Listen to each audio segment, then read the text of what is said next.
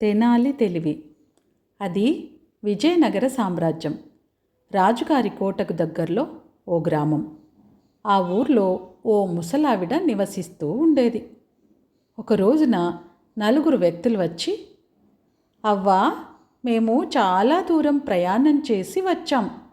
మాకు మీరు ఓ గదిని అద్దెకిస్తే కొన్ని రోజులు ఇక్కడే విశ్రాంతి తీసుకొని తర్వాత మళ్ళీ మా ప్రయాణం ప్రారంభిస్తాం అని అన్నారు.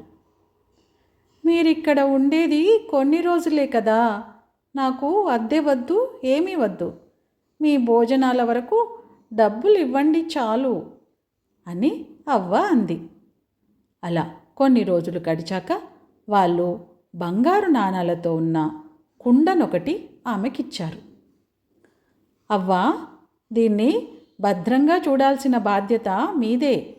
మేము నలుగురము అడిగితేనే ఈ కుండ మాకివ్వాలి అని ఆమెతో ప్రమాణం చేయించుకుని కుండ ఇచ్చారు. ఓ రోజున వాళ్ళు తమ గదికి తిరిగి వస్తుండగా దగ్గరలోనే ఏవో తినుబండారాలు, పండ్లు కనిపించాయి. ఆ రోజు వాళ్ళ దగ్గర నాణేలేమీ లేవు. అవ్వ ఇల్లు దగ్గరలోనే ఉంది కాబట్టి నేను వెళ్ళి ఆ నాణేల కుండను తీసుకువస్తాను అని ఆ నలుగురిలో ఒకడు మిగతా వాళ్ళతో అన్నాడు. అప్పుడు మిగిలిన ముగ్గురు సరే అన్నారు. దీంతో ఆ నాలుగో వ్యక్తి వెళ్ళి అవ్వను కుండ ఇవ్వమన్నాడు. ఇతనికి కుండ ఇవ్వవచ్చా అని అవ్వ కేక వేసింది. ఇవ్వవచ్చు అని ఆ ముగ్గురు చెప్పారు. వెంటనే ఆమె వచ్చిన వాడికి కుండనిచ్చింది.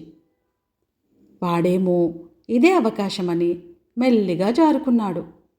ఎంతసేపటికి అతడు రాలేదని మిగతా ముగ్గురు అవ్వ వద్దకు వెళ్ళి, అవ్వా, కుండేది అని అడిగారు. అదేంటి నన్ను అడుగుతారు, వచ్చిన వాడికి ఇవ్వమని మీరే అరిచి మరీ చెప్పారుగా అంది. దానికి ఆ ముగ్గురు నానా రభస చేశారు. ముసలమ్మ దొంగ, మా కష్టార్జితమంతా కాజేసింది అని అరవసాగారు. ఈ గొడవకు చుట్టుపక్కల వాళ్ళందరూ పోగయ్యారు. అదే సమయంలో తెనాలి రామలింగడు అటుగా వెళ్తూ వీరి గోల విన్నాడు. ఈ అవ్వ నాకు చిన్నప్పటి నుంచి తెలుసు. ఆమె మిమ్మల్ని మోసం చేసుండదు అన్నాడు. ఆ ముగ్గురు ఆయన్ను పోల్చుకోలేకపోయారు.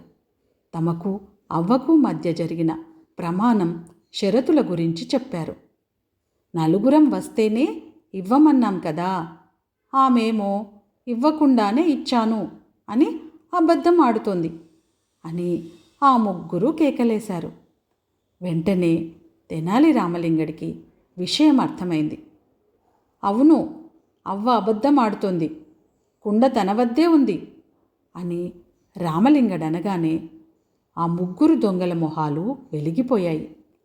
ముసలమ్మకేమో కళ్ళ వెంబడి నీళ్ళుబికి వచ్చాయి.